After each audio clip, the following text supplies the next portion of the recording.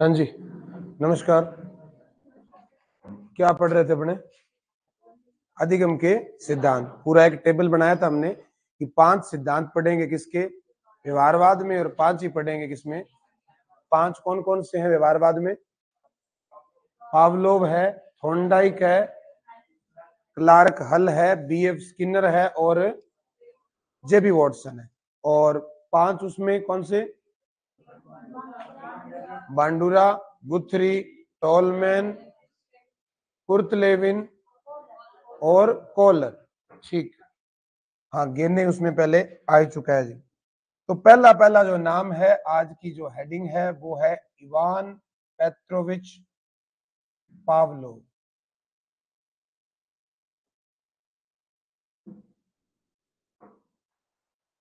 IP Pavlov जिसे कहते हैं, बहुत इंपॉर्टेंट व्यक्ति, बहुत इंपॉर्टेंट सिद्धांत, सबसे पुराना सिद्धांत अधिगम का। अधिगम मतलब सीखना। आप कुछ भी सीखना चाहते हैं तो इसके अलग अलग तरीके हो सकते हैं। पावलोव ने 3 नियम दिए थे और थॉर्नडाइक ने कितने? 3 प्लस 5, टोटल 8 दिए थे ना, पढ़े थे हमने। 3 मुख्य नियम और 5 गौण नियम। पावलोव के 3 नियमों को मैं वापस याद कराऊं तो पहला नियम क्या था? उद्दीपक की तीव्रता। दूसरा था आंतरिक अवरोध का नियम और तीसरा बाह्य अवरोध का नियम। ये जो हम पढ़ रहे हैं वो सारे सिद्धांत में क्या नाम लिख रहा हूं? व्यवहारवादी सिद्धांत है, या यूं कह लीजिए ये सारा टिका है एक सिंपल से समीकरण पे। उस पूरी समीकरण का नाम क्या है? SOR। S stands for stimulus. क्या मतलब है इसका? स्टिमुलस। और स्टिमुलस को हिंदी में कहते हैं क्या? उद्दीपक। क्या नाम है? और आम भाषा में आप ये कह लीजिए, प्रत्येक वो व्यक्ति, वस्तु या घटना जो हमारे दिमाग को काम पर लगाए वो क्या है? उद्दीपक है। R स्टैंड्स फॉर रेस्पॉन्स, और रेस्पॉन्स को हिंदी में कहते हैं अनुक्रिया। देखो, एक होता है रिएक्शन। रिएक्शन का मतलब होता है प्रतिक्रिया। Reply to a action is reaction. इसी क्रिया का जवाब क्या है जी? प्रतिक्रिया है। लेकिन ये क्या है? अनुक्रिया। एक एक शब्द का अंतर है। क्रिया का मतलब समझते हो आप? किसी काम का होना या होना, प्रतीत होना। ठीक है। एक शब्द होता है प्रक्रिया। प्रक्रिया कहते हैं किसको? प्रोसेस। काम जब एक सीक्वेंस में होता है उसे क्या कहते हैं? प्रक्रिया। हमेशा मैं उदाहरण देता हूं कि पहले नोटिफिकेशन आएगा आपके एग्जाम का, फिर जो है वो फॉर्म भरे जाएंगे, फिर क्या होगा जी? पेपर होगा, फिर उसका रिजल्ट आएगा, फिर वो कोर्ट में जाएगी, फिर जो है ज्वाइनिंग होगी। ये क्या है? पूरी एक प्रक्रिया है। होने तो 5 फेज थे पर कोर्ट उसमें और शामिल है। तो ये पूरा एक प्रोसेस है। तो प्रोसेस, प्रक्रिया अलग शब्द है। एक शब्द होता है क्या? संक्रिया। संक्रिया का मतलब होता है ऑपरेशन। ऑपरेशन का मतलब कोई ऐसा काम जो पहले से ही क्या है? तय है कि ये ऑपरेशन ही होगा जी। जैसे डॉक्टर की भाषा में ऑपरेशन क्या मतलब है जी? कि उसने हार्ट का ऑपरेशन किया तो उसे पता है कि हार्ट के ऑपरेशन में कैसे कैसे औजार, कैसे कैसी प्रक्रिया को काम में लिया जाता है जी। तो गणित में भी ऑपरेशन होते हैं। गणित में ऑपरेशन क्या है? जोड़, घटाव, गुणा और भाग।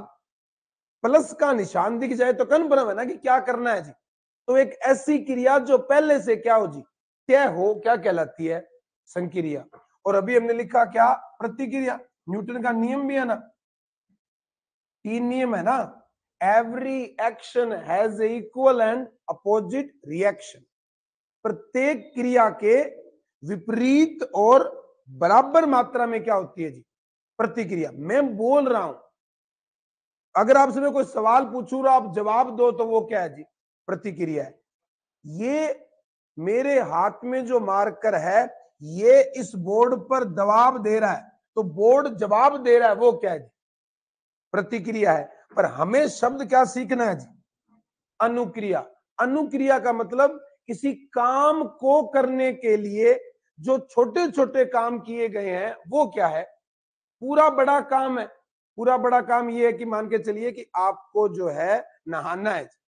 अब उसके लिए जो सारे जो काम है कि हमने जो उसमें जो टॉवल चाहिए वो उठाया है, पानी जो है वो लिया है, उंगली लगा के चेक किया है कि ठंडा है कि गर्म है जी, और भी जो प्रोसेस है वो सारी की सारी क्या कहलाएंगी?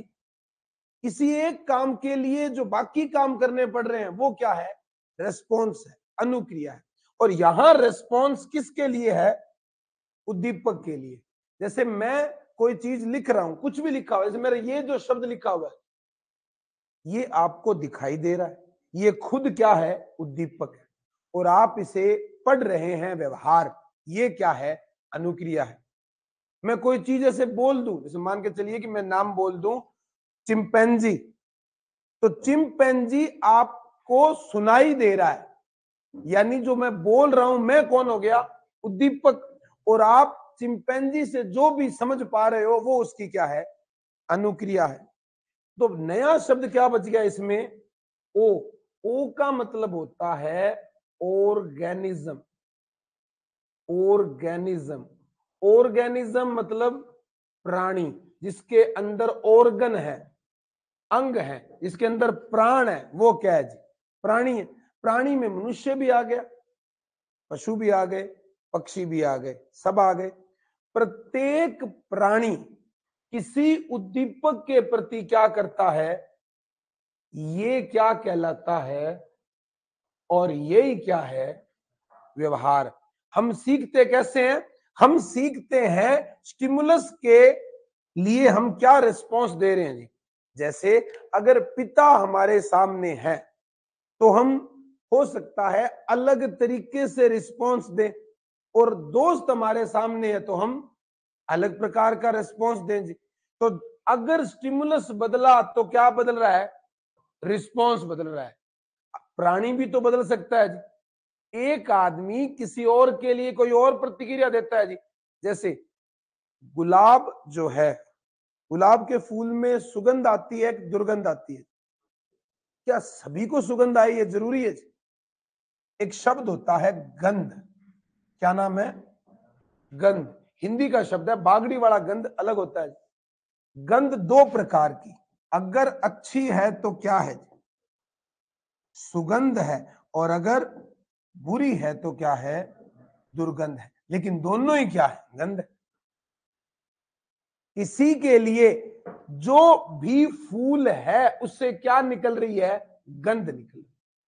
अगर वो उसे सुहा रही है तो क्या है? वो सुगंध है। और उससे वो नहीं सुहा रही है तो क्या है? जिसे आप स्मेल कहते हैं, स्मेल जो है वो किसका नाम होता है? दुर्गंध का। और इसे क्या कहते हैं? फ्रेगनेंस कहते हैं। और इसे कहते हैं ऑर्डर।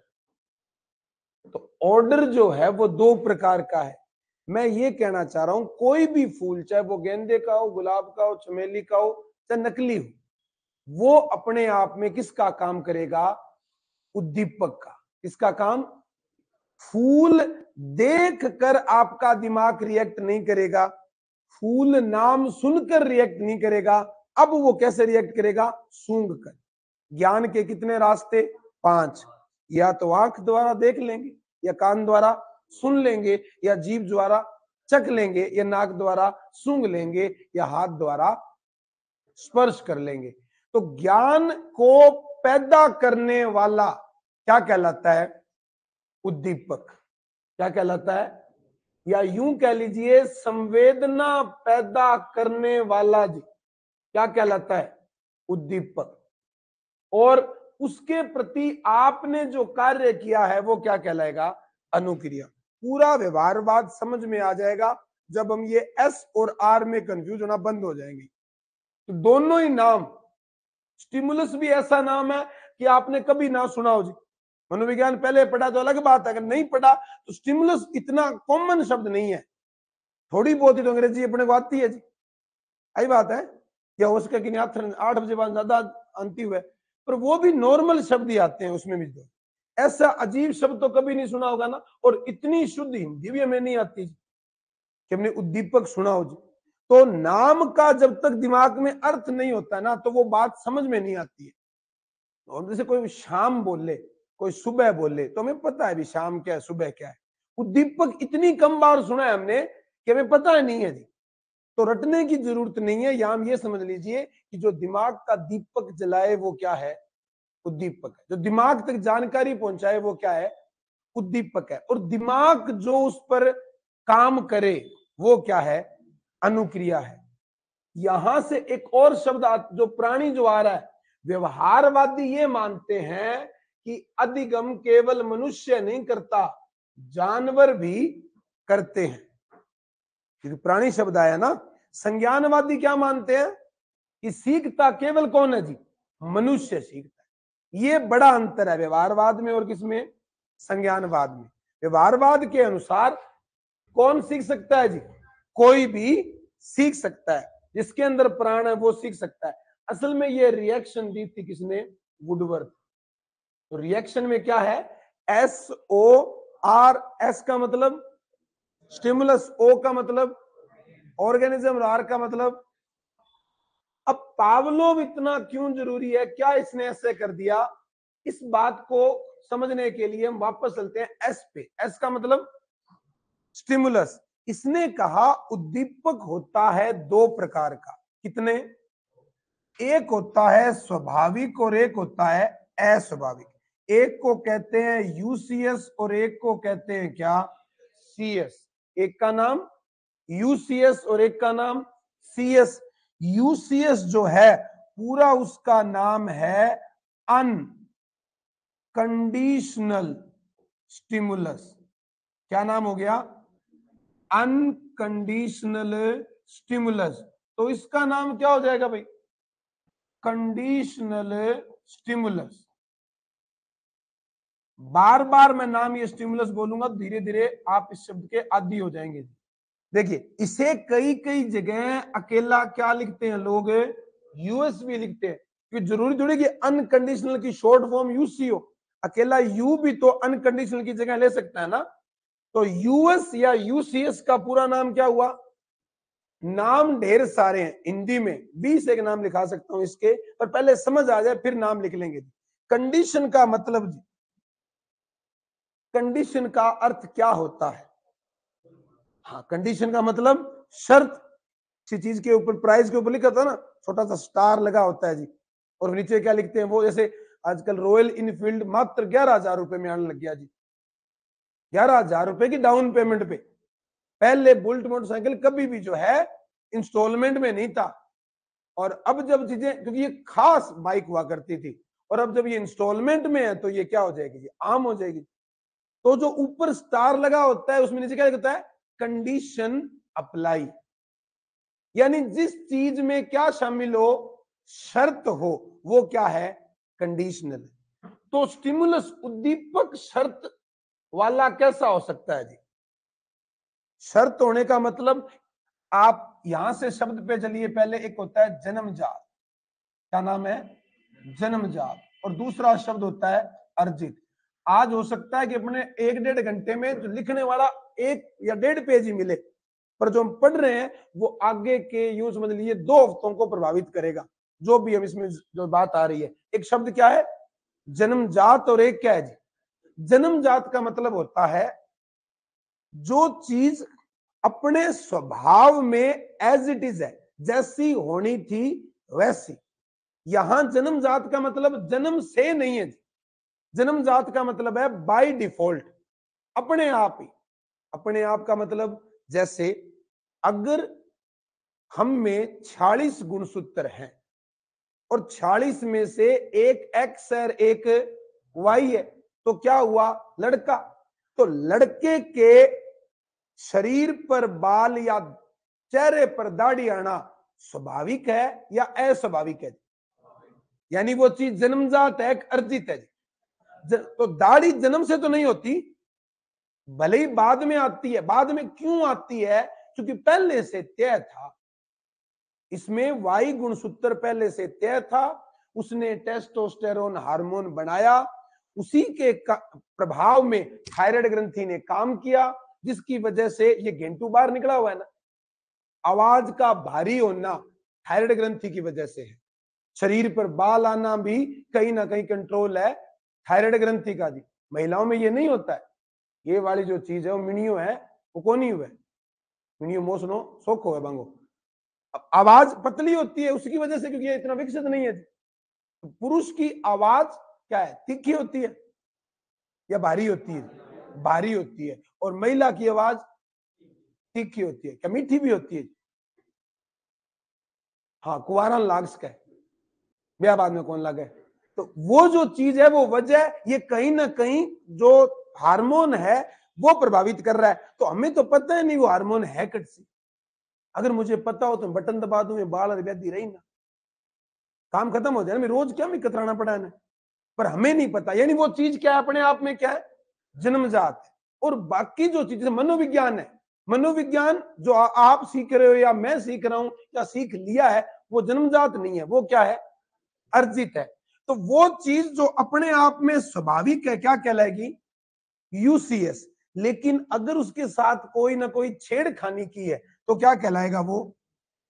अब छेड़खानी करने का मतलब, इसको बहुत सिंपल शब्दों में अगर हम जिक्र करें, कोई सी भी बात, जैसे हर बार मैं एक ही शब्द लिखता हूं, ये अच्छा लगता है मुझे। क्या शब्द है ये, हाथी। क्या ये हाथी है, क्या ये असली हाथी है, तो नकली हाथी है, क्या है फिर ये। हमने उस पूरे बड़े जीव को क्या है, एक छोटे से शब्द में समेट दिया है।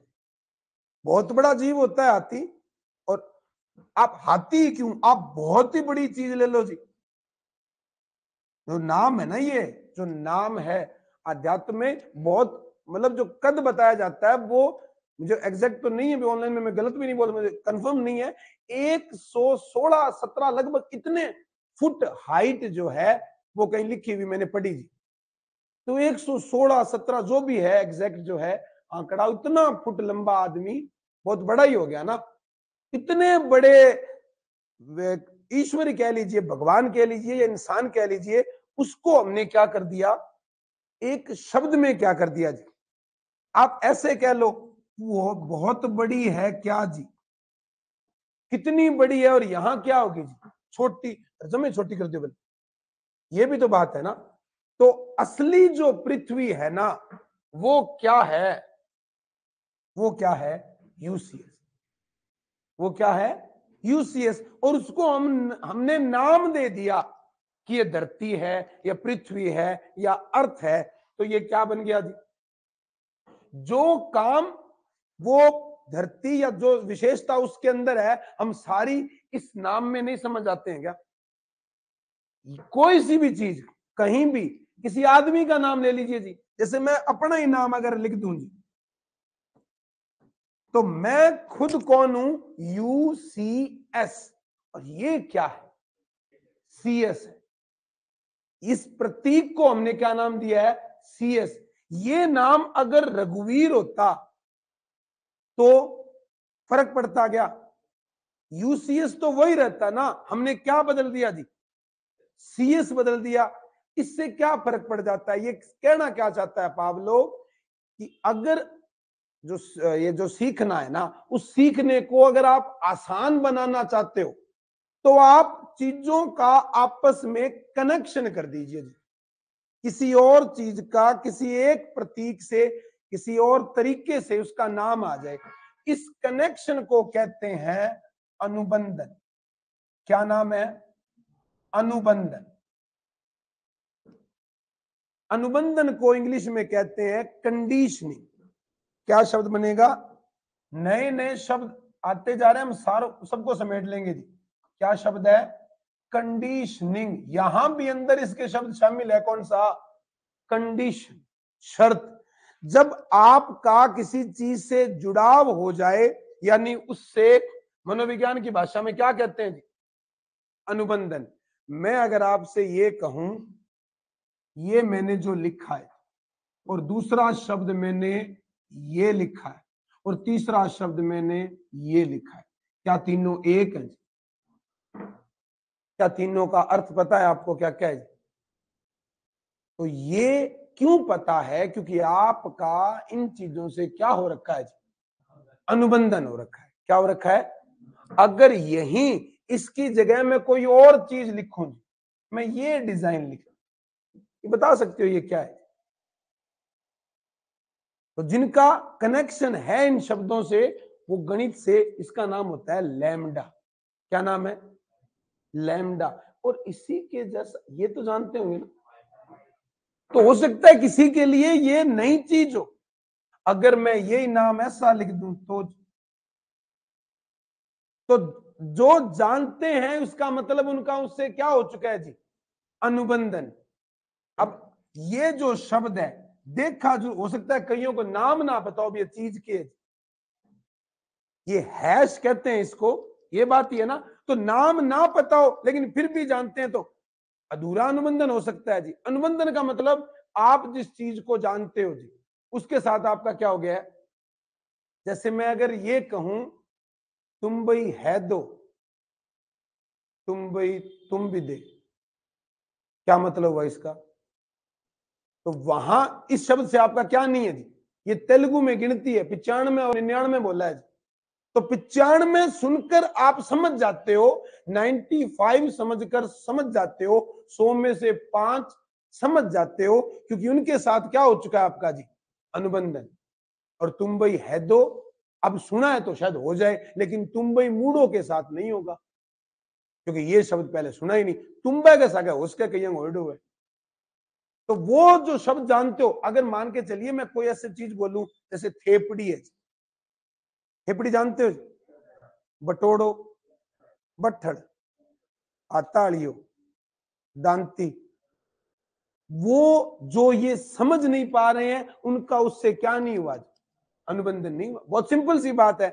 हमारे लिए हो सकता है वो काम की चीज हो, हमने देखी हो, काम में ली हो, जरूरी नहीं ना कि जो हमारे काम आता है वो दुनिया काम आए। आप सीरी जानते हो? अब सीरी के अलग अलग अर्थ है। एक सीरी जो खेत में काम करता है वो भी सीरी है, और एक बकरे के सिर को भी क्या कहते हैं? कोई जने का अनुबंधन तो खेत वाले सीरी के हिसाब से है, और किसी का अनुबंधन है बकरे के हिसाब से है। तो अनुबंधन का मतलब जब आपका दिमाग किसी चीज को क्या है जानने लग जाए किसी भी माध्यम से, उसे क्या कहते हैं? अनुबंधन। तो सीखने का सिंपल साइंस ने नियम जो दिया है वो क्या सिद्धांत है? अनुबंधन सिद्धांत। कौन सा सिद्धांत? अगर आप किसी चीज को सीखना चाहते हो तो उसके साथ क्या हो जाए आपका जी? अनुबंधन हो जाए, बंधन हो जाए। अब अनुबंधन जो है वो दो रूप में दिखता है। एक तो कौन सा भी हमने क्या लिखा? एस कितने प्रकार का जी? दो। आप यूसीएस को आपने क्या कर दिया? सीएस कर दिया जी। अब कैसे हुआ ये? इसने जो प्रयोग किया था, हमने जिक्र किया ना, वैसे ही दो प्रकार और लिख लेते हैं। आर के भी कितने प्रकार हैं? दो। कौन कौन से? क्या बन जाएगा जी? यूसीआर, और दूसरा क्या जी? Unconditional response. और कंडीशनल जो है वैसा रिस्पॉन्स यूसीआर, और जो बनावटी रिस्पॉन्स है वो क्या है? सीआर। सेम चीज मान के चलिए, अगर असली सेब हो आपके पास, या यूं समझ लीजिए असली आम हो, असली आम क्या कहलाएगा बेटा? यूसीएस। वो हकीकत है, लेकिन उसका चित्र लिख दिया हमने, चित्र दिखा दिया मैंने, या मैंने शब्द लिख दिया जी उसका, यानी उसको हमने जो नाम दे दिया, तो वो क्या कहलाएगा? सीएस। असली आम को आप आम समझते हो तो ये क्या है? यूसीआर। हमको तो आम ही समझेंगे, लेकिन आम के नाम को अगर आप आम समझते हो तो ये क्या है? सीआर। इस चीज का जो प्रयोग जो किया गया था वो किस पे था? कुत्ते पर, और कुत्ते की लार ग्रंथि, लार ग्रंथि पर प्रयोग जो किया गया, हकीकत में ये था कि एक कुत्ते को एक फिक्स टाइम पर भोजन देने की बात जो है उसने शुरुआत की। किसने? पावलोव। पावलोव एक डॉक्टर है, ठीक है, और वो डॉक्टर है किसका? जानवरों का। उसने ऑपरेशन के माध्यम से कुत्ते के मुंह में जो लार ग्रंथि होती है, स्लाइवा ग्लैंड होती है, उसकी पाइप को बाहर निकाल दिया, ठीक है, और इस एक पिंजरे के अंदर कुत्ते को बंद किया गया, लेकिन उस पिंजरे में कुत्ते का मुंह एक अलग बाहर सांचे में रखा जी, और यहां उसने बर्तन लगा दिया, जिससे क्या जो लार वो उसमें क्या हो रही है? कलेक्ट हो रही है। अब इतना बड़ा नियम या इतना बड़ा नाम केवल लार के लिए तो नहीं हुआ होगा जी, भाभी कुत्ते की लार, नोबेल प्राइज और मिला 1904 में। तो अगर आदमी की होती तो ये थोड़ी फर्क पड़ जाता। क्यों हुआ? इस चीज को समझिए कि इतना क्यों जरूरी है ये आदमी। इसने एक कुत्ते को लगातार एक निश्चित समय पर क्या दिया? भोजन दिया। तो आप मुझे बताइए, अगर भोजन जो है, मान के चलो कि वो हड्डी समझ लो जी, कुत्ते को एक हड्डी दी गई जी, तो भोजन को देखकर कुत्ते ने क्या गिराई भाई? क्या ये बात स्वाभाविक है या अस्वाभाविक है? कॉमन सी बात है। भोजन को देख के क्या गिरा रहा है जी? लार गिरा रहा है, कोई बात नहीं। तो इस में से स्टिमुलस कौन है, रिस्पॉन्स कौन है? उद्दीपक कौन है जी? भोजन। और रिस्पॉन्स कौन है? बहुत सिंपल सी बात है, क्रिया क्या है जी? लार है। और ये क्रिया करवा कौन रहा है? भोजन करवा रहा है। तो मैं इसको बोल सकता हूं क्या जी? एस। और इसे मैं क्या बोल दूं? ये यूसीएस है, वो आगे की बात है, अभी इतना समझ लो, ये भोजन है और ये क्या है? ठीक है जी, या इसको यहां दो चीजें एस और आर यहां लिख दिया जी। दूसरी बात, उसने क्या किया? एक घंटी बजाई जी, या एक आवाज पैदा की। क्या घंटी के बजाने से कुत्ता लार गिराएगा जी? नहीं गिराएगा, क्योंकि उसके लिए उसका कोई मीनिंग ही नहीं है जी। यानी यहां कुत्ते ने कोई भी क्या नहीं दी? प्रतिक्रिया नहीं दी। और कोई प्रतिक्रिया नहीं देना भी प्रतिक्रिया देना होता है, ये भी तो रिएक्शन ही है। जैसे मान के चलिए कोई चीज है, एक तो आपको कोई आवाज लगाए, एक तो आप वापस पलटो, और एक आप ना पलटो, दोनों ही किसमें है जी? दोनों ही क्या कहलाएगा? रिस्पॉन्स कहलाएगा। तो दो रिस्पॉन्स हो गई, एक क्या गिराना? लार गिराना, और एक क्या? कोई प्रतिक्रिया ना देना। भी ना तो पूंछ हिलाई, लार के अलावा भी तो कुत्ता और काम कर सकता है, उसने कोई रिएक्शन नहीं दिया जी। क्या इन दोनों में कोई अंतर है, भोजन और घंटी में जी? भोजन एक स्वाभाविक चीज है जिसको देखकर कुत्ता क्या गिरा रहा है, तो इसे कहते हैं यूसी, इसे बोलते हैं यूसीएस। ये कैसा उद्दीपक है? स्वाभाविक है, नेचुरल है। और इसको देखकर लार आना भी क्या है? बहुत ही नेचुरल है। जो मैं समीकरण लिख रहा हूं, पावलोव के जितने सवाल आए हैं उनमें से 75% बार जो सवाल आया है वो इन समीकरण में से आया है, सीधा ही पूछा जो है। तो भोजन किसका काम कर रहा है भाई? यूसीएस का। और लार किसका काम कर रही है? घंटी स्वाभाविक नहीं है, घंटी जानबूझकर बजाई गई है जी। हालांकि भोजन भी जानबूझ कर ही है, लेकिन उसके कंपेयर में कुत्ते का घंटी से कोई लेना देना नहीं है। तो यहां इसमें वो क्या दे रहा है? कोई रिएक्शन नहीं दे रहा। इसे क्या कहते हैं? No reaction. इसके बाद क्या हुआ? इसने इस काम को बार बार किया। बार बार करने का मतलब, उसने बार बार जब जब भोजन दिया तब तब क्या बजाई भाई? यूं समझ लीजिए कि उसने 2 सेकंड पहले घंटी बजाई। घंटी बजाने का मतलब एक छोटी सी आवाज होती है, उसके बाद भोजन आता है। कुत्ता एक पिंजरे में बंद है, रोज 11 बजे के टाइम उसे भोजन मिल रहा है जी, और थोड़ी सी देर पहले क्या है? घंटी बोल रही है। 1 दिन बोली, 2 दिन बोली, 20 दिन बोली, तो कुत्ते को ये समझ में आने लग गया अभी जब ज्यादा ट्रिंग ट्रिंग करे तब तब क्या है जी? भोजन मिलता है। तो अब वो क्या है? उत्सुकता में भोजन के आने से पहले क्या गिराने लग गया जी? लार गिराने लग गया। लेकिन ये लार है किसके लिए? अभी जो उत्सुकता दिखा रहा है वो भोजन के लिए। दोनों एक साथ आए तो उसने क्या क्या गिराई? लार गिराई। तो फिर से बताइए, भोजन क्या है बेटा?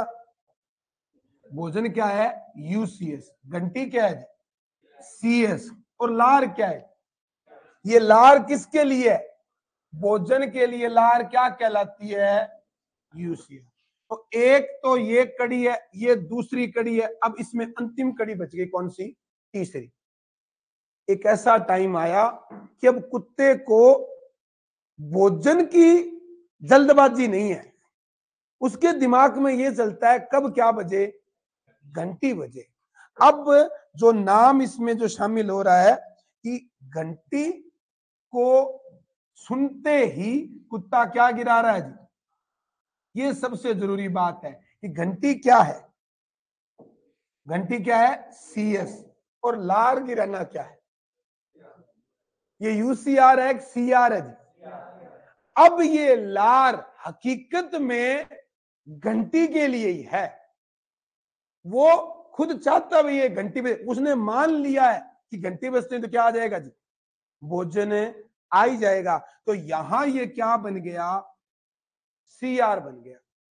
इस चीज का हमारे पूरे जीवन में सीखने से ताल्लुक, आप इसको कैसे समझ लीजिए जी, एक बहुत छोटा बच्चा जब जब रोता है, उसकी माँ उसको दूध पिलाती है, गोद में लेती है, दूध पिलाती है, जो भी उसका कारण है कि वो गीला हो गया है, मान लेते हैं दूध वाले कारण कि वो रोया था, ये रिफ्लेक्स हम पढ़ेंगे बाल विकास में। उस बच्चे ने ये सीख लिया कि तेरे रोने से तुझे क्या मिल जाता है, वो बोल तो सकता नहीं है, वो भी तो एक जानवर की तरह ही है, आवाज तो नहीं है उसमें, वो लिख के नहीं दे सकता, वो फोन नहीं कर सकता, मम्मी की निगेड़ो मर सका, ये तो बोलता तो है, वो रोएगा। उसने ये बात, पहली बात ये सीख ली थी, रोना पहला सीखने में आता है जी, पहली चीज जो सीखता है ना बच्चा, रोता तो वो इसलिए है कि उसका क्या चेंज हुआ है, वातावरण। पहले वो एक शांत वातावरण में था, लेकिन अंधेरा था वहां पर, अंधेरा था, और लेकिन घोर शांति थी, कोई साउंड नहीं था, जैसे मौके का क्लास में नहीं। लेकिन जब वो बाहर आता है तो इतना ज्यादा उजाला और उतना ही ज्यादा क्या है जी, शोर।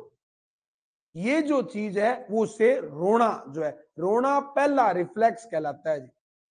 ये तो स्वाभाविक था, लेकिन अब वो रोना लग गया। अब आप यूं समझ लीजिए कि आप खाना खाना बंद कर दें जी, घर में एक दो दिन जो है वो भोजन लेके आए मम्मी और आप बोले मैं तो कौन खाऊं, ये क्या दर्शाता है जी, कि आप रोटी नहीं खा रहे, तो क्यों नहीं खा रहे, यानी आप किसी ना किसी कारण से क्या हो जाए।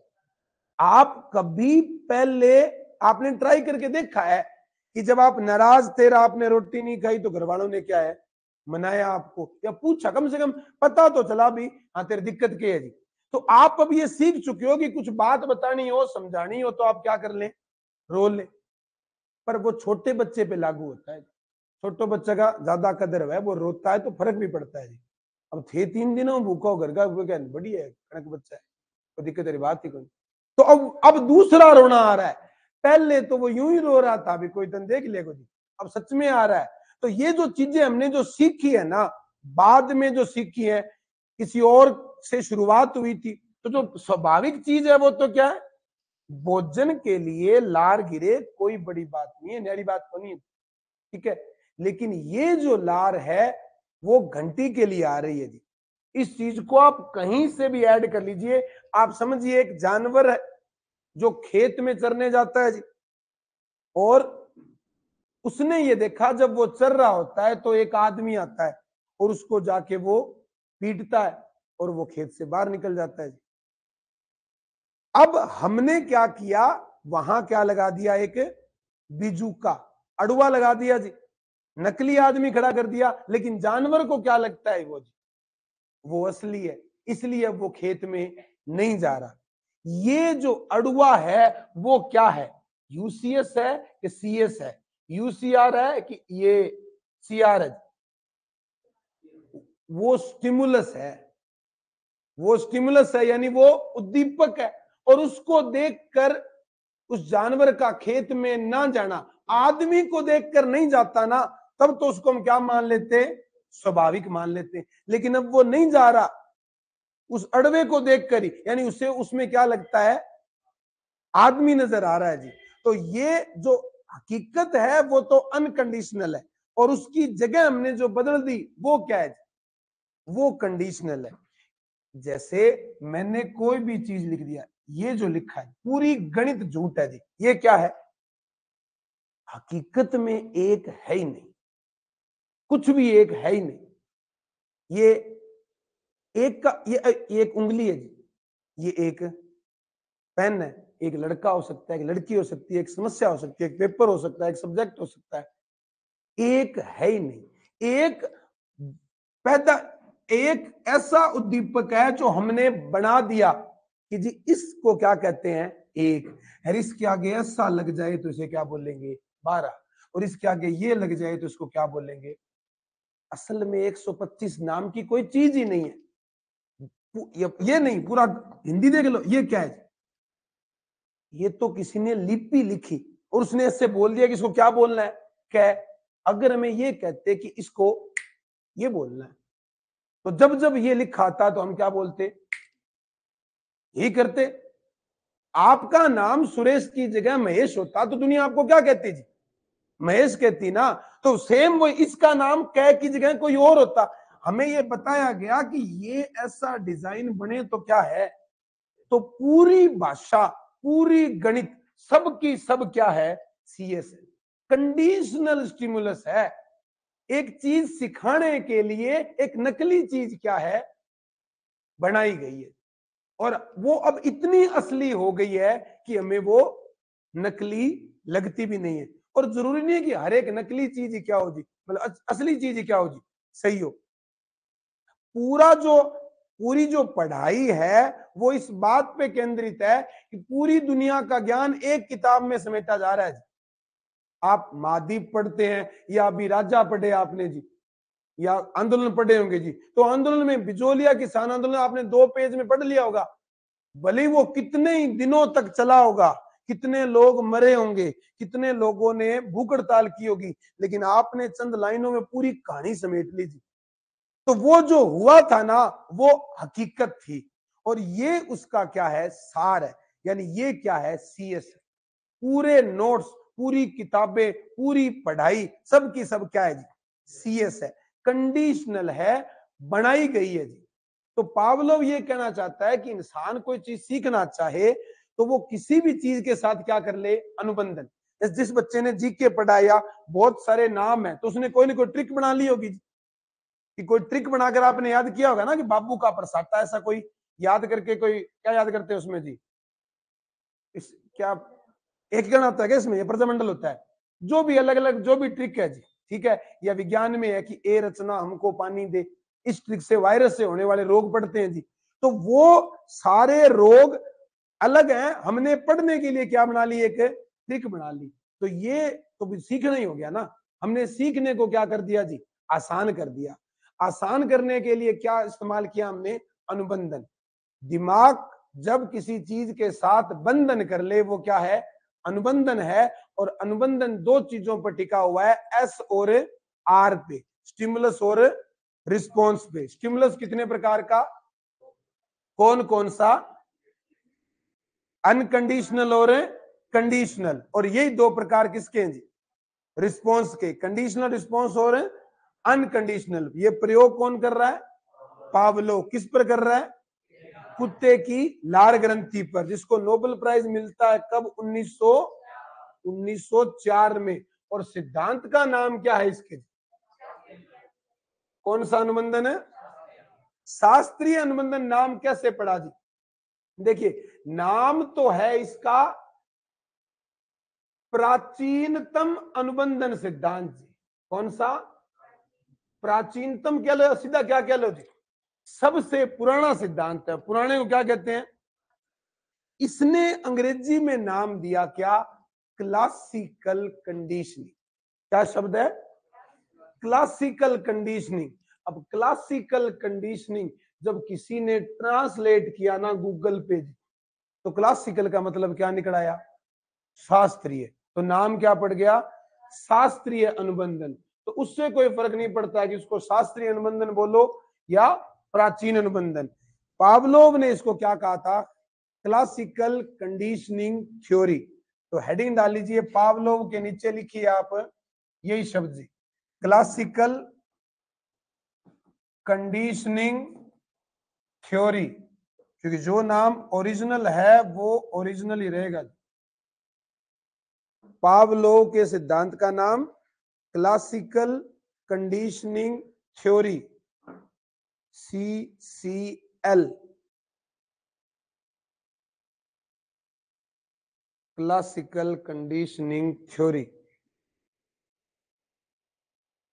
आगे लिखिए इसमें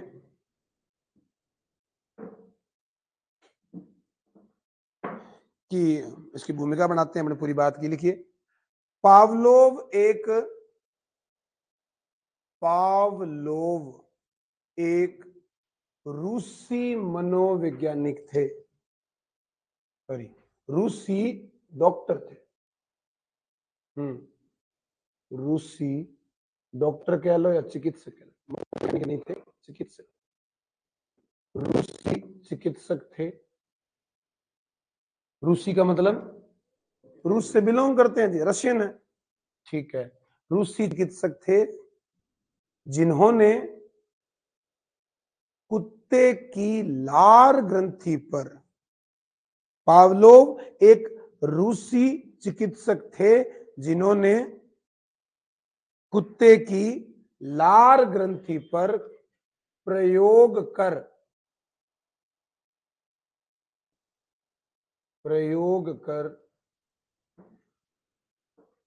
सीखने का, अनुबंधन का सबसे पुराना सिद्धांत दिया। कुत्ते की लार ग्रंथि पर प्रयोग कर सीखने का, अनुबंधन का सबसे पुराना सिद्धांत दिया, सबसे पुराना सिद्धांत दिया। लाइन चेंज करके लिखिए, 1904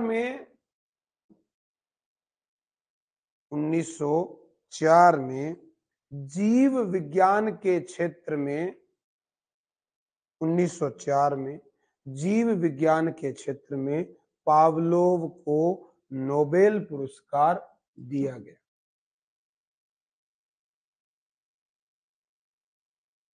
नोबेल पुरस्कार कितने क्षेत्रों में दिया जाता है? 6 क्षेत्र। कौन कौन से? फिजिक्स, केमिस्ट्री, बायोलॉजी, 3 तो ये। इसके अलावा साहित्य में मिलता है, ये इकोनॉमिक्स में मिलता है, और एक शांति के लिए मिलता है। ठीक है, ये तो जीके की बात हो गई। किसकी याद में दिया जाता है? Alfred Nobel. अल्फ्रेड नोबेल ने डायनामाइट का क्या किया था? आविष्कार। डायनामाइट समझ लीजिए एक बम ही होगा एक तरीके से, इसने बम बनाया। तो इसको किसी व्यक्ति ने इंटरव्यू में कहा कि आपने बम बनाया है, आप खुद को वैज्ञानिक कहते हो, पर आपको पता है कि इससे कितना बड़ा नुकसान होगा, दुनिया में लोग मरेंगे, तो जब लोग मरेंगे आपको वो याद करके गालियां देंगे। तो इसने सोचा बात तो सही है कि तूने मेहनत करके कोई चीज बनाई, शाबाशी तो दूर की बात, तुझे लोग गालियां दे रहे हैं, तो मैं कुछ ऐसा काम करूं जिससे लोग मुझे याद रखें। तो इसको उस काम के लिए जो बनाया था डायनामाइट के लिए बहुत पैसे मिले, और बहुत पैसे उसने सारे के सारे पैसे एक ट्रस्ट में क्या है दे दिए, और उनको बोला कि इन रुपयों को निकालना नहीं है, इन रुपयों के फलाने बैंक में है, ब्याज से इतने रुपए थे कि उनके ब्याज से जो है वो आप ये आविष्कार करने वाले लोगों को, नया कुछ करने वाले लोगों को क्या करें? प्रमोट, उन्हें बदनाम ना करें, उन्हें प्रमोट किया जाए जी। जो भी कुछ, देखो नई चीज बनाना बहुत ही मुश्किल बात है, जो क्रिएटिव लोग हैं वही नई चीज बना सकते हैं। हम पुरानी चीज को समझ लें, यही बहुत बड़ी बात है जी। नया बनाना हर किसी के बस की बात नहीं है, तो जो बनाता है कम से कम उसको क्या किया जाए? इनकरेज किया जाए, इसलिए इनकी शुरुआत हुई। तो दूसरा जरूरी बात कि ये किस क्षेत्र में नहीं मिला हुआ? मनोविज्ञान के क्षेत्र में नहीं मिला। ये किस क्षेत्र में मिला जी? ये बायोलॉजी में मिला हुआ है। साइकोलॉजी, पहली बात तो साइकोलॉजी 1904 में थी। साइकोलॉजी 1920 में नए तरीके से एक सब्जेक्ट लेती है जी, एजुकेशन साइकोलॉजी। 1879 में शुरुआत हो जाती है, तो विलियम वुंट पहली क्या बनाता है, प्रयोगशाला। उससे पहले ये सब्जेक्ट किसमें था, दर्शन शास्त्र में था। तो ये सब्जेक्ट ही नहीं हुआ करता था, अगर होता भी तो ये वो जानता भी नहीं था मनोविज्ञान। उसे नहीं पता था कि मैं जो बायोलॉजी में थ्योरी दे रहा हूं वो कहां काम आएगी, मनोविज्ञान में, क्योंकि है तो अल्टीमेटली ये भी क्या, विज्ञान ही है। ठीक है, लिखिए इसमें अगली बात। पावलोव ने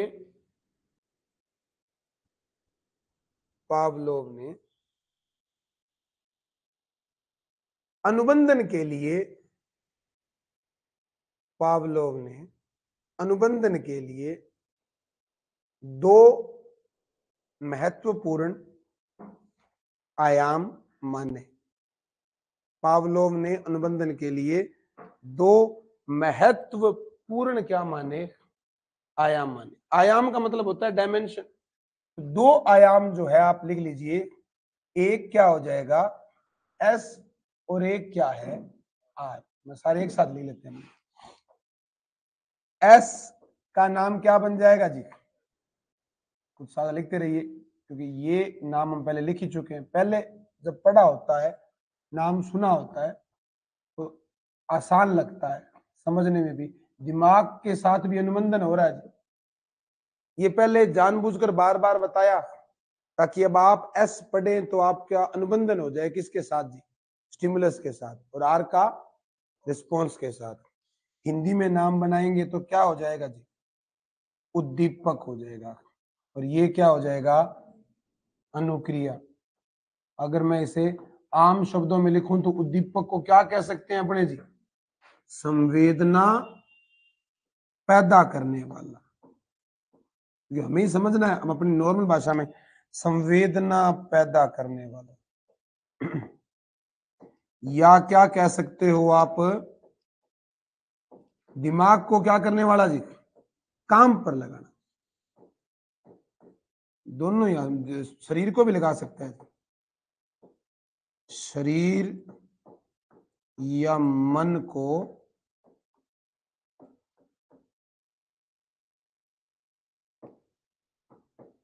काम पर लगाने या लगाने वाली प्रत्येक वस्तु। ये वस्तु हो सकती है, ये व्यक्ति हो सकता है, ये कोई घटना हो सकती है, कुछ भी हो सकता है। संवेदना पैदा करने वाला या दिमाग को काम पर लगाने वाली प्रत्येक चीज क्या कहलाती है, स्टिमुलस कहलाती है। तो अनुक्रिया किसे बोलेंगे हम, यानी इसका अर्थ क्या बन जाएगा जी, हाँ, मन का उद्दीपक को दिया गया, उद्दीपक को दिया गया जवाब। ये जो रिप्लाई करेगा दिमाग वो क्या हो जाएगा जी, रिस्पॉन्स हो जाएगा। इस चीज को अगर हम थोड़ा सा साइंस के एंगल से देखें तो हमारा पूरा जो शरीर है वो वैसे तो कोशिकाओं से बना है, लेकिन सबसे बड़ा जो सिस्टम है वो है नर्वस सिस्टम। कौन सा, हिंदी में क्या कहते हैं इसे, तंत्रिका तंत्र या स्नायु मंडल कहते हैं। तंत्रिका तंत्र में क्या होता है कि कनेक्शन है दो चीजों के बीच में, किस किसके, बॉडी और ब्रेन के बीच का जो पूरा सिस्टम है वो क्या कहलाता है, नर्वस सिस्टम। मैं जब बोल रहा हूं और अगर ये हाथ हिल रहा है, ये अंगूठा और ये उंगली ही जुड़ रही है, आंख बंद करके भी करूंगा तो भी ये जुड़ सकते हैं, ये इसको किसी ने तो सिग्नल दिया होगा ना। अब मैंने सिग्नल बोला तो ऐसे किया, तो कोई तो करवा रहा है ऐसे, कभी ये बंद हो रहा है, कभी मैं नीचे कर रहा हूं, कभी छुपा भी सकता हूं इसको। ये सारी जो सिग्नल हैं आपस में कनेक्शन है दिमाग और किसका, शरीर का। इसे कहते हैं न्यूरॉन। जो सबसे छोटी इकाई है वो क्या है, न्यूरॉन है, यानी तंत्रिका जी। हमारे शरीर में तंत्रिका पाई जाती है कितने प्रकार की? 3 प्रकार। पहली तंत्रिका होती है जिसे कहते हैं संवेदी तंत्रिका। कौन सी? संवेदी तंत्रिका। दूसरी तंत्रिका होती है मध्यस्थ तंत्रिका और तीसरी होती है प्रेरकीय। कितनी? 3। संवेदी तंत्रिका, मध्यस्थ तंत्रिका और जो नर्व हैं, नर्व 3 प्रकार की है। क्या काम होता है इनका? जैसे आपने किसी चीज को देखा, कोई जानवर देखा, कोई अक्षर देखा, किसी इंसान को देखा, कुछ भी होते हुए देखा, आपने ये देखा कि ऊपर से जो है वो बूंदे पड़ रही हैं। अब खुले मैदान में थे, ऊपर बूंदे पड़ रही हैं, तो ये चीज देख कर आपकी आंख तक पहुंची। आंख क्या है? एक सेंस है। कितनी सेंस है? 5। उनमें से मुख्य सेंस पहली कौन सी है? सबसे जरूरी भी सेंस कौन सी है? आंख। आंख से जो, क्योंकि हम पूरी दुनिया को जो देखने का मतलब ये नहीं हम जैसे दुनिया देख रहे हैं, हकीकत में आपके पास जो भी ज्ञान है ना, उस ज्ञान में बहुत बड़ा योगदान किसका है? आंख का। आपने जो जो चीजें फील की है ना, आपकी वो बातें दिमाग क्या है? याद रख रहा है जी। जब आपने कोई चीज देखी तो आंख ने सूचना भेजी दिमाग को। दिमाग के भी आगे अलग अलग अंग हम पढ़ेंगे, कभी बात आएगी तो, ठीक है। थैलेमस के पास सूचना गई कि हमने अभी अभी एक काले रंग का जानवर देखा है, 2 पैर है, पूंछ है, कान है, ठीक है। अभी आपने ये बातें सारी सुनी और अब आप दिमाग में जो भी सोचे, चाहे घोड़ा सोचे, चाहे गाय सोचे, चाहे भैंस सोचे, वो दिमाग जब सिग्नल देता है शरीर को तो कौन सी तंत्रिका काम करती है? और जब शरीर सिग्नल देता है दिमाग को तो कौन सी? दोनों अलग अलग बात होगी जी। आंख ने भेजा किसको? दिमाग को। यानी जो सूचनाएं अंग से कहां जाती हैं? मस्तिष्क में जाती हैं, तो उन्हें कोई तो लेकर जाता होगा। तो कौन सी नर्व लेकर जाती है? संवेदी तंत्रिकाएं लेकर जाती है कि हमने ये देखा है। फिर दिमाग कहता है कि ये देखा है तो इसका ये मतलब हो सकता है।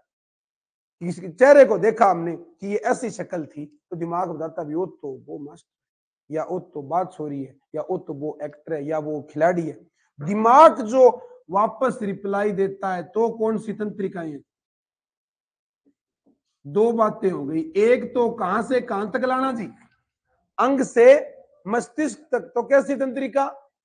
और एक मस्तिष्क से कहां जाना जी, तो कौन सी होगी? और इन दोनों का जो बीच की जो बैलेंस है या दोनों का जो सामंजस्य बनाती है वो कौन सी? एक साथ कई सारी सेंस भी तो आ सकती है ना। जैसे मुझे कोई बात बोलनी है और मुझे जैसे ये बोलना है कि 4, तो दिमाग ने 4 बोलते ही इन उंगलियों को सिग्नल दे दिया भी तू ऐसे कर दे 4। मुझे ओके बोलना है तो ये कर देंगे जी। यानी ये चीजें इतनी तेज स्पीड में हो रही है कि जब हम सोच रहे हैं तभी जी। जैसे ये पेन है, इस पेन को अगर मैं, ये पेन तो शायद वैसे गिर जाए, ये कोई पेज है जी, ये पेज मैं अगर नीचे गिराऊंगा ना तो ये मेरा हाथ पकड़ सकता है जी। यहां से छूटते ही ये क्या है? पकड़ सकता है। लेकिन ये चीज मैं आपके साथ करूं, किसी एक स्टूडेंट को बुला के ये बोलूं कि मैं इसको गिराऊंगा और तू पकड़ के दिखा देना, ये तो चीज बड़ी है, छोटी होती ना तो वो पकड़ नहीं पाता। कारण कि मैं कब छोड़ूंगा ये मुझे पता है। ये हाथ छोड़ेगा तो दिमाग के कहने से छोड़ेगा ना, और दिमाग छोड़ते ही दूसरे अंग को बोल देगा कि तेन तो पकड़ने में। तो मुझे छोड़ने से पहले पता है, यानी मेरी दोनों जो सेंस है ना, कौन सी? संवेदी भी और कौन सी जी? प्रेरकी है, एक साथ काम कर रही है। किसी और के लिए आपको थोड़ी पता है कि कब छोड़ा जाएगा वो चीज। ये सेम बात पावलोव क्या कहना चाहता है कि जो उद्दीपक है ना वो किस जैसा बिहेव करता है? संवेदी तंत्रिका जैसा। वो क्या करता है? अंगों तक सूचना लेकर आता है। और रिस्पॉन्स क्या है जी? रिस्पॉन्स किसके जैसा है जी? प्रेरकीय जैसा। कि ये क्या रिस्पॉन्स देना है। हमने कोई चीज को 4 कहना है कि 4 की घात 2 कहना, हमने 8 लिखा था क्या, वो 8 कहना है कि 8 की घात 2 कहना है, या 8.2 समझना है, ये हमारा दिमाग तय करेगा। अक्षर तो वो सारे एक जैसे ही हैं, उन सभी में क्या था, 8 और 2 ही था, लेकिन उसका कहां जरूरत है। जैसे कई सारे शब्द है, जैसे शब्द हो गया सेल, क्या शब्द है ये, सेल कह लो या सेल कह लो जी। तो अगर बायोलॉजी में पढ़ना है तो इसका मतलब कोशिका है, और अगर इससे फिजिक्स में पढ़ना है तो बैटरी वाला सेल है। ये स्पेलिंग अलग अलग हो सकती है तो सेल वही, लेकिन अगर यही चीज लड़कियों को बाजार में कहीं दिखी हुई मिले तो वो सेल है ना, वो डिस्काउंट वाला बात हो गई। और यही सेम चीज अगर आप किसी जेल में किसी पुलिस वाले से पूछे तो उसके लिए सेल क्या है, हाँ जो क्या बोलते हैं उसको जी, कटघरा नहीं, जो जेल है जी, जो एक एक जो कमरा बना हुआ है ना, उसको क्या बोलते हैं, वो सेल ही बोलते हैं। उसको भी नाम क्या है जी। अब कहां सेल किस रूप में काम आ रहा है वो हमारा दिमाग तय करेगा। तो स्टिमुलस और कुछ नहीं है, आप लिख लीजिए क्या है, संवेदी तंत्रिका है। ये पावलोव नहीं बता रहा, ये तो हम चीज को समझने के लिए ऐड कर रहे हैं। और ये क्या है, कौन सी, प्रेरकीय तंत्रिका है। बाकी चीजें इसमें कल देख लेंगे, जल्दी से पढ़ लीजिए। मैं रिपीट कर देता हूं, आज वाला जो है मैटर कम है लेकिन शब्द जो हैं वो नए हैं। एस और आर दोनों लिख लिए, इनके प्रकार अपने कल लिख लेंगे, यूसीएस और यूसीआर वाला। जल्दी से पढ़ लीजिए, शायद एक पेज होगा मुश्किल से, आधा ही है ना।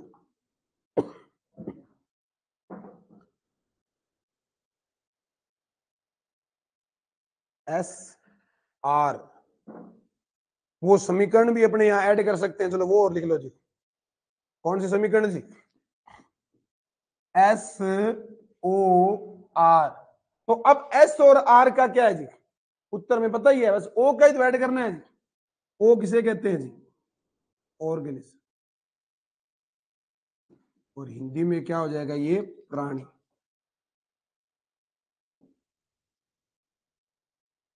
ये लिखने के बाद एक लाइन में फिर मैं अनुबंधन को परिभाषित कर देता हूं, फिर अपने कल लिख लेंगे।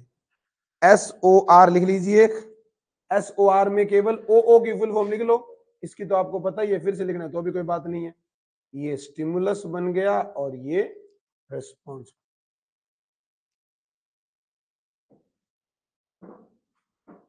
लिखिए एक लाइन कि प्राणी द्वारा विशिष्ट उद्दीपक के लिए, प्राणी द्वारा विशिष्ट उद्दीपक के लिए की गई अनुक्रिया ही व्यवहारवादी अधिगम है। प्राणी द्वारा विशिष्ट उद्दीपक के लिए की गई अनुक्रिया ही व्यवहारवादी अधिगम है। अधिगम का मतलब सीखना, और व्यवहारवादी क्या मानते हैं जी, कोई भी प्राणी इसके लिए जो रिप्लाई देता है वही सीखना है। कि आपने ये बात सीख ली कि कोई हमें ऐसे बोले भी गेट आउट, तो हमें उसका मतलब पता होता है। ये बात हमने सीखी है ना, कोई हमें ये बोले भी यू आर वेलकम, तो भी हमें इस बात का मतलब पता है जी।